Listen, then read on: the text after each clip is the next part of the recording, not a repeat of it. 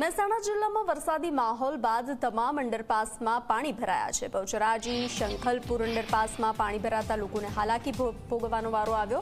અંડરપાસમાં લોકો વરસાદી પાણીમાંથી પસાર થવા મજબૂર બન્યા છે।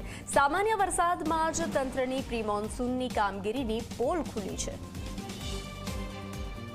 તો અંડરપાસમાં પાણી ભરાયા છે, લોકો ફસાયા છે, લોકો હાલાકીનો સામનો કરી રહ્યા છે તે દ્રશ્યો સામે આવ્યા છે।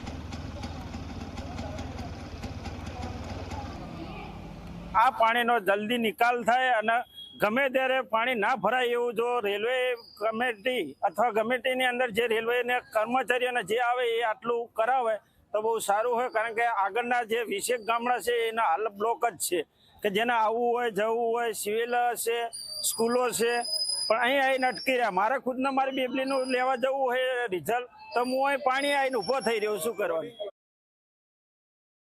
બેચરાજીને અને ગામડાઓને જોડતા આ બે રસ્તાઓ છે। બે રસ્તાઓમાં રેલવે નાળા મૂકી દીધા છે અને સામાન્ય વરસાદમાં પણ નાળા ભરાઈ જતા હોય લોકોને બેચરાજી આવવામાં બહુ મુશ્કેલી પડે છે। વાહન બંધ થાય છે અને સિવિલ હોસ્પિટલ, કોલેજ, સ્કૂલ આ બધું જ શંખલપુર રોડ ઉપર આવેલું છે।